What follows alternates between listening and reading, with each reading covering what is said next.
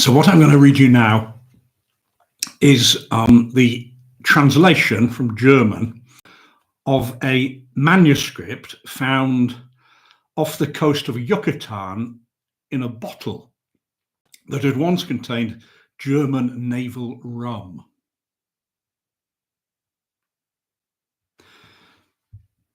On August the 20th, 1917, I, Karl Heinrich Ehrenstein, Lieutenant Commander in the Imperial German Navy, in charge of the submarine U-29, deposit this bottle in the Atlantic Ocean at about north latitude 20 degrees, west longitude 35 degrees, where my ship lies disabled on the ocean floor.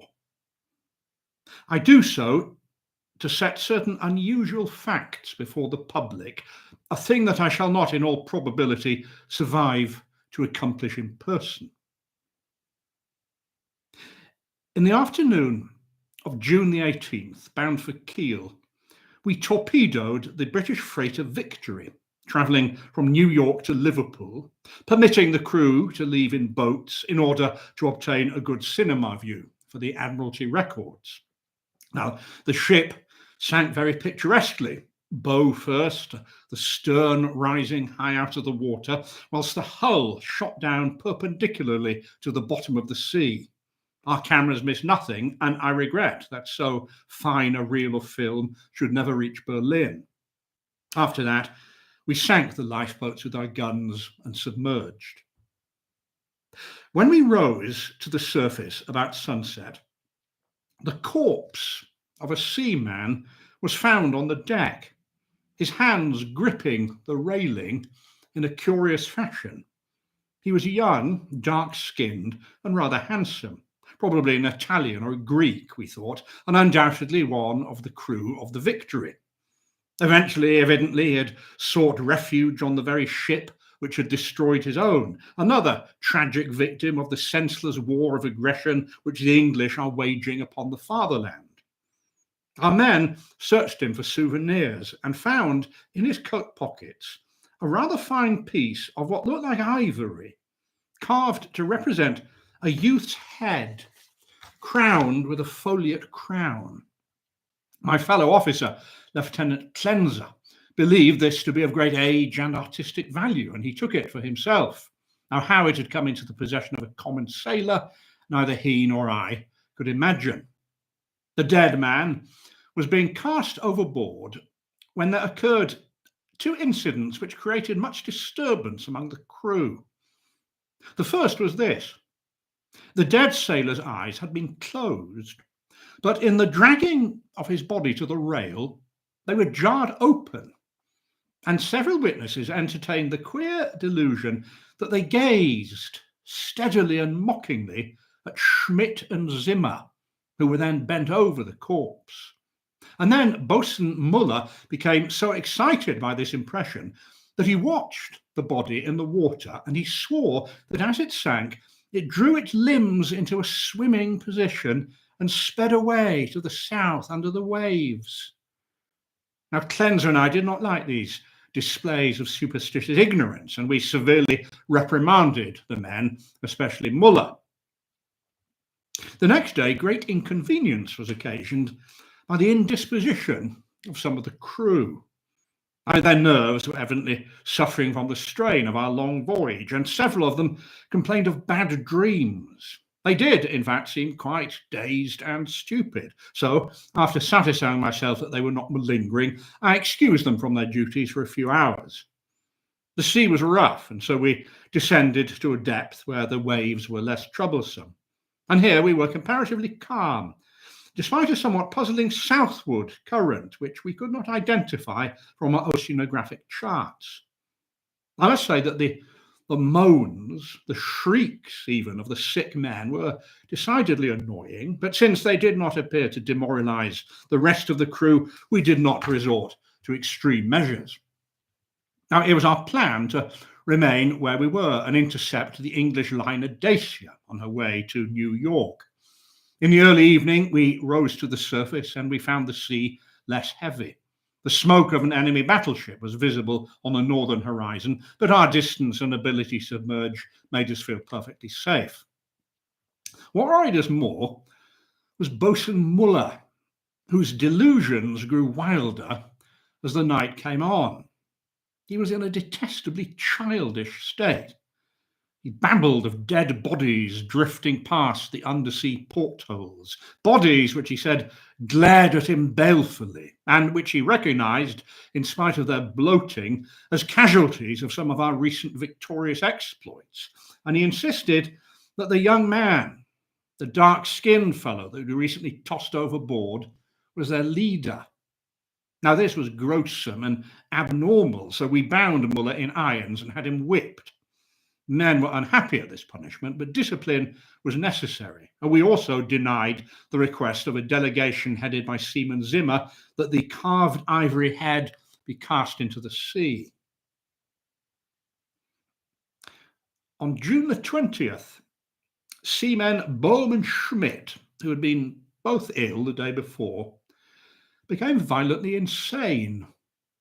Now, I regretted that we had no physician on board because every German life is of value, but their constant ravings and shrieking about the curse that cannot be endured was subversive of discipline, and so drastic steps were taken. The crew accepted this in a sullen fashion, and it seemed to quieten Muller, who thereafter gave us no trouble. In the evening, we released him, and he went about his duties thereafter silently. In the week that followed, we waited nervously for the Dacia. Our tension was aggravated by the disappearance of Muller and Zimmer. They undoubtedly both committed suicide, although no one observed them in the act of jumping overboard. I was frankly glad to be rid of Muller, because even his silence had come to seem disruptive. But everyone now, in fact, inclined to silence. Some were physically sick, but no one made a disturbance. There was thankfully no more shrieking. Lieutenant Clenser himself, however, he now began to chafe under the strain. He began to lose his temper at the merest trifles, and he was especially irritated by the dolphins, which had begun to gather around us in increasing numbers. At length, it became apparent that we had missed the Dacia altogether. Such failures are not uncommon, and on balance, we were more pleased than disappointed, as it meant that we could now return to Wilhelmshaven. At noon on June the 28th, we turned northeastwards, and despite some entanglements with the dolphins, we were soon underway. The explosion in the engine room that afternoon came as a complete surprise. No defect in the machinery had been noticed, but at 2 p.m., without warning, the ship was racked from end to end with a huge shock. Lieutenant Clenser hurried to the scene to find that the fuel tank and most of the mechanism had shattered, and engineers Rabe and Schneider had both been killed. Our situation had suddenly become grave. For although the air regenerators were intact and we could still raise and submerge the vessel and open the hatches, we were now powerless to propel or to guide her.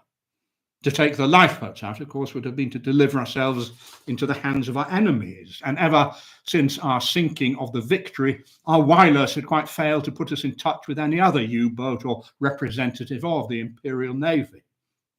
Until July the 2nd, we drifted south, aimless and alone. Alone, not for the dolphins, whose numbers, remarkably given the distance that we had covered, daily increased. On the morning of July the 2nd, we sighted a warship flying American colours, and the men urged us to surrender. They would not take no for an answer, and they grew very restless. And finally, Lieutenant Clenser was left with no option but to shoot dead a particularly vocal and overexcited seaman named Traub.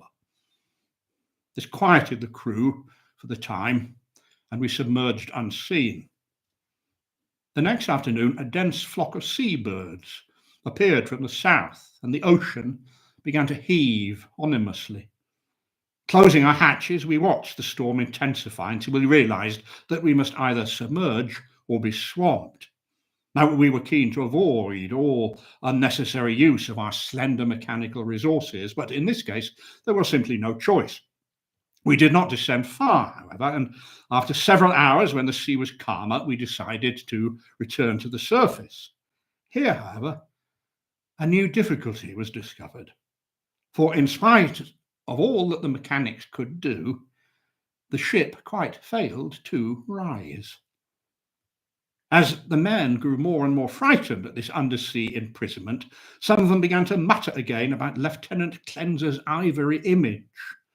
The sight of an automatic pistol calmed them, and we kept the poor devils as busy as we could, tinkering at the machinery, but we knew that it was useless.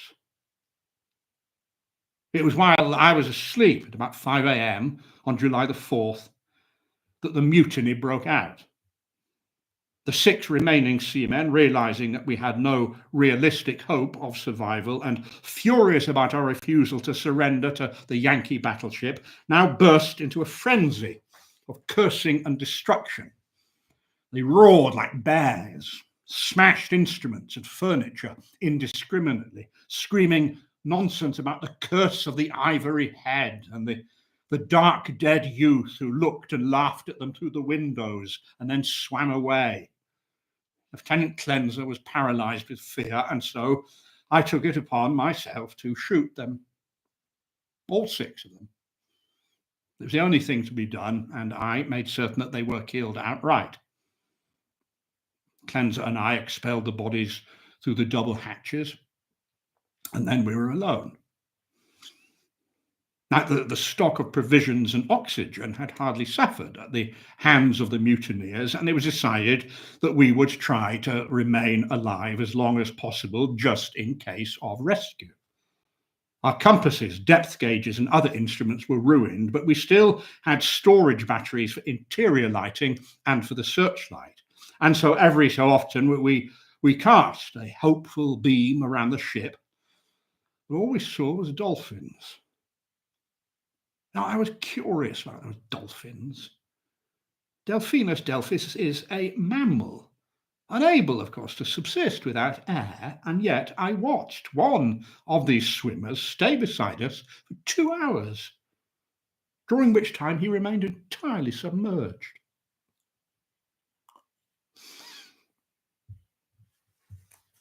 Over time, Cleanser and I reached the unavoidable conclusion that we were drifting south and sinking deeper.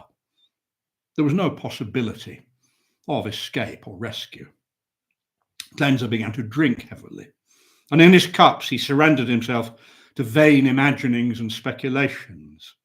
The fact of our coming death affected him deeply, and he would frequently pray in remorse over the men, women, and children that we had sent to the bottom.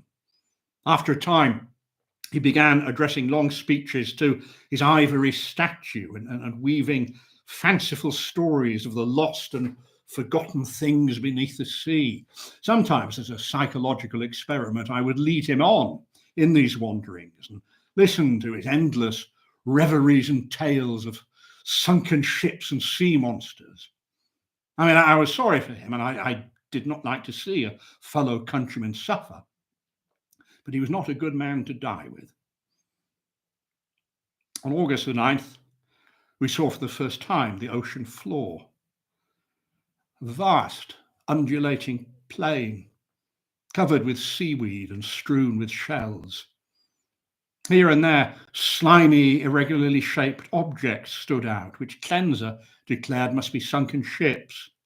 But one thing puzzled him: a peak of solid matter protruding above the ocean bed, about 2 feet thick, with flat sides and smooth upper surfaces which met at a very obtuse angle. Now, I dismissed this as an outcrop of rock, but Cleanser said that he could see patterns carved upon it. And then he began to shudder uncontrollably. He could give no explanation for his sudden dread, saying that he was overcome with, and I am quoting him now, the vastness, antiquity, and remoteness of the oceanic abysses. Less fanciful, I was nevertheless struck by two things. First, that our vessel was standing the deep sea pressure remarkably well, and secondly, that the dolphins were still about us, at a depth where the existence of such animal life is considered impossible by most naturalists. At 3:15 p.m. on August the 12th, Cleanser lost his mind altogether. He'd been in the conning tower using the searchlight when he bounded into my cabin. His exact words, gasped in a kind of terrified ecstasy, were, "He is calling us. He is calling now. I hear him. We must go." He seized my arm and began to drag me to the deck, and I realized that he meant to open the hatch and plunge us into the water outside. Now, I attempted to soothe him, but he grew violent. "No, now, now! Do not wait until later. It is better to repent and be forgiven than to defy and be condemned." So then I yelled back at him, telling him that he'd gone mad, but he cried only louder, "If I am mad, it is a mercy. Woe be unto him who remaineth sane. Come and be mad with me, comrade, whilst he still calls us with mercy." Now, that outburst, in fact, seemed to relieve a kind of pressure in his brain, because as he finished, he grew much milder, and he asked me to let him depart alone if I would not accompany him. Well, my course was clear. He was a fellow countryman, true, and my equal in rank, but by complying with his suicidal request, I could free myself from one who was no longer a companion, but a menace. I asked him to give me the ivory image before he went, but the request provoked such uncanny laughter that I did not repeat it. And then I asked if he wished to leave any keepsake for his family in Germany in case I should be rescued. And again, that obnoxious, disconcerting laugh.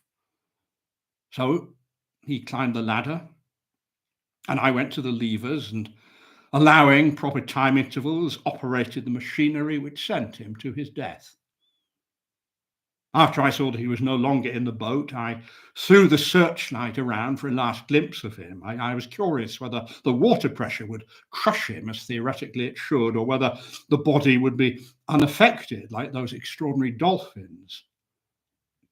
I couldn't locate him, however, because the dolphins were massed too thickly about the conning tower. That evening, I must admit, I missed Cleanser's company. And he was never what you call an intelligent man, but he was better than no one. I did not sleep well that night.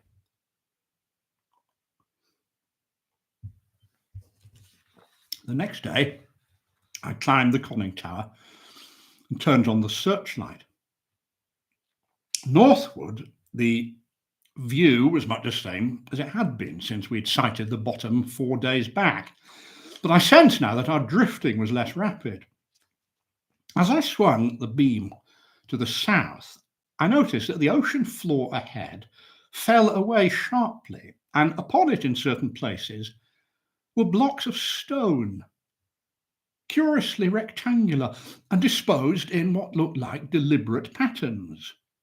Now, the boat did not at once descend to match the greater depth of the ocean, so I was forced to adjust the angle of the searchlight to cast its beam downwards. That took some time. But at length, the light flooded the marine valley below, and I'm not a man given to emotion, but I gasped in awe and surprise when I saw what lay revealed to me in that electric glow. Before me was an extended and elaborate array of ruined buildings, magnificent, unclassifiable architecture in various stages of preservation. Now, most of these edifices appeared to be constructed from marble, and they gleamed white in the rays of the searchlight. The general plan was of a city in a valley with numerous isolated buildings on the steep slopes above. At the bottom of the valley, a river had clearly once flowed because I could see the remains of stone bridges and embankments. Masonry had fallen and the arches were broken, but there remained an air of immemorial antiquity and splendour which nothing could efface. I was astonished by this Atlantis. I was slow to notice that the drifting current had ceased and that the submarine was now sinking slowly down upon the city. I was slow, too, in realizing that the dolphins had vanished. In about 2 hours, I had come to rest in a kind of paved plaza close to the rocky wall of the valley. On one side, the city sloped down to the riverbank. On the other, in startling proximity and perfectly preserved, was a truly gigantic building. It looked like a temple hewn from the solid rock. I sit before it now. I mean, how this titanic thing was made, I can only guess, but it is perfectly preserved. The many-windowed facade apparently covers an immense hollow recess. In the centre yawns a great door at the top of a magnificent flight of steps, decorated by carvings in relief, exquisite figures that recall the wildest followers of Bacchus, and yet who swirl motionless with a unique rhythm, the like of which I've never seen in man's art before. Vast columns flank the door, and above is a frieze, again exquisitely carved and portraying processions of what are obviously priests and priestesses, bearing strange offerings to a radiant god. I mean, the art is vaguely Hellenic in conception and form, but strangely individual. It imparts an impression of terrible antiquity, as though it were the remotest rather than the immediate ancestor of Greek art. These carvings and columns and stairs were clearly fashioned from the virgin rock of the valley, although how the vast interior of the building was excavated, it is impossible to guess. I could not, of course, forget that my death was imminent, but my curiosity was all-consuming, and I cannot reckon the number of hours that I spent gazing at this sunken city, the colonnades and arches and statues and bridges, but most of all, this vast shrine. And it had to be a shrine. It was a temple. The searchlight illuminated many details of the exterior, but it refused to show anything within the gaping door. And after a time, I turned off the current, conscious of the need to conserve power. But as if sharpened by the coming deprivation of light, my desire to explore those eon-forgotten ways, to penetrate those watery mysteries, grew. I examined a diving suit and I experimented with the portable light and air generator, because although I should have trouble in managing the double hatches on my own, I believed I could overcome that, and I determined that I would walk about the dead city in person. On August the 16th, I exited the submarine and I made my way through ruined and mud-choked streets to the river. I saw no skeletons or human remains, but I gleaned a wealth of archaeological lore from sculptures and coins. Now, of this I cannot now speak, save to express an awe at a culture which was in the full noon of glory and sophistication when cave dwellers roamed Europe and the Nile flowed unwatched to the sea. Others, guided by this manuscript, if it shall ever be found, must unfold the mysteries at which I can only hint. I returned to the boat as my batteries grew weak, and I resolved to explore the temple on the following day. But on the 17th of August, a great disappointment befell me because I found that the materials needed to replenish the portable light had been destroyed in the mutiny. Now, my rage at that was unbounded because I knew that I could not venture into that utterly black landscape outside unaided. All I could do was to turn on the waning searchlight and with its aid walk up the temple steps and study the exterior carvings. Now, did you see the shaft of light entered the door at an upward angle, and I peered in to see if I could glimpse anything inside, but it was no good. Not even the roof was visible. I took a step or two inside, but I dared go no further. And moreover, for the first time now in my life, I experienced unalloyed dread. And as I stood before that gaping door, I remembered what poor Cleanser had said about the abysses, the vastness, the antiquity. Returning to the submarine, I turned off the lights to save electricity, and I spent the next day in total darkness, and my thoughts were appropriately dark too. Cleanser had gone mad and died before reaching this city. He had advised me to join him, but I couldn't, could I? I couldn't have gone with him then. I had not gone mad.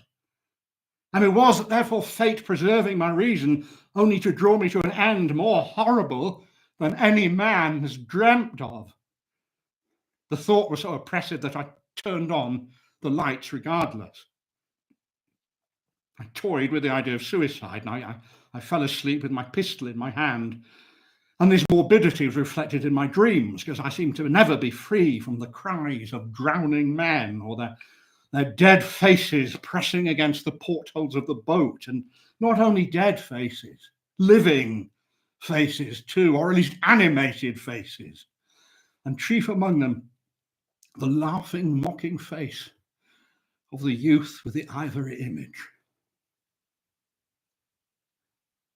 I awoke yesterday afternoon in darkness to find all the batteries dead. Such darkness. My own personal abyss. I scarcely moved for hours, drifting in and out of sleep, until there came the curious impression of a renewal of light amidst the darkness. I seemed to see a sort of phosphorescent glow in the water outside through the porthole which opened towards the temple. This focused my mind as I struggled to think of any living organism capable of emitting such light. But before I could investigate, there came another impression, which, because of its impossibility, caused me to doubt everything that my senses might record. I heard something. A sensation of rhythmic, melodic sound, as of some wild yet beautiful chant or choral hymn coming from the outside through the soundproofed hull of the ship. It faded, and I tried to ignore what was clearly a hallucination, but the phosphorescence lingered. It was horribly realistic, and I could even distinguish by its aid familiar objects in the cabin around me, my pistol, the table, a half-empty bottle of rum. And the thought suddenly struck me, could this light be another vessel? an unlooked for, an impossible, an utterly inconceivable rescue. I staggered to the porthole, cursing and laughing at myself for entertaining such a preposterous hope.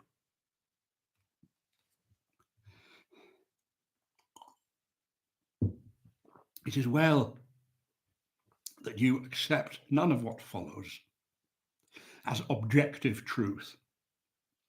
For since the events transcend natural law, they can only be the subjective and unreal creations of my own tortured mind. When I reached the porthole, I found the sea in general far less luminous than I'd expected. There was no animal or vegetable phosphorescence about, and the city that sloped down to the river was invisible in the blackness. What I did see was not spectacular. That wasn't grotesque or terrifying in itself, and yet it removed my last vestige of trust in my consciousness. Because the door and windows of the undersea temple, that great edifice hewn into the rocky hill, were aglow with a flickering radiance, as from a mighty altar fire within.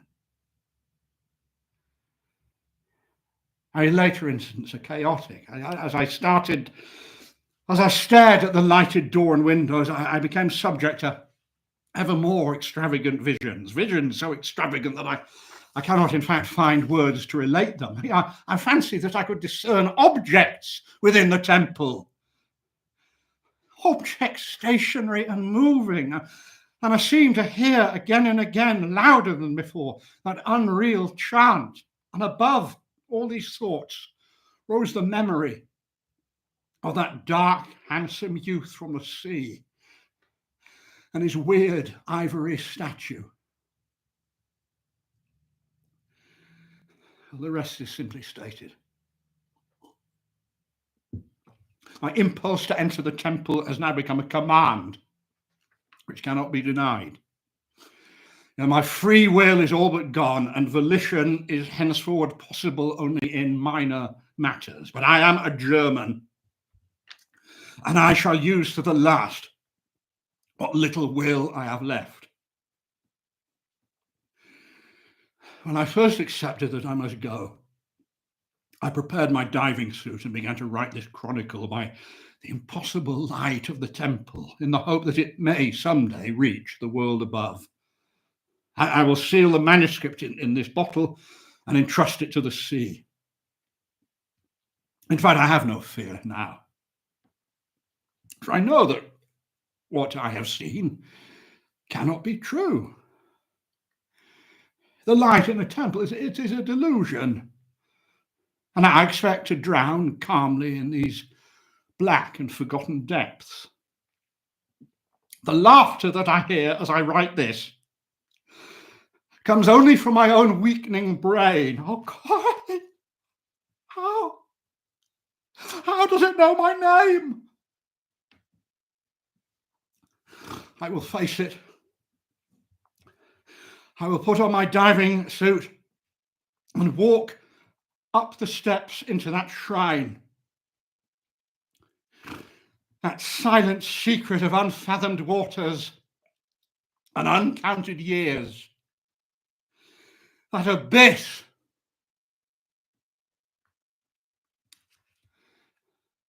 I wonder what became of Clemser.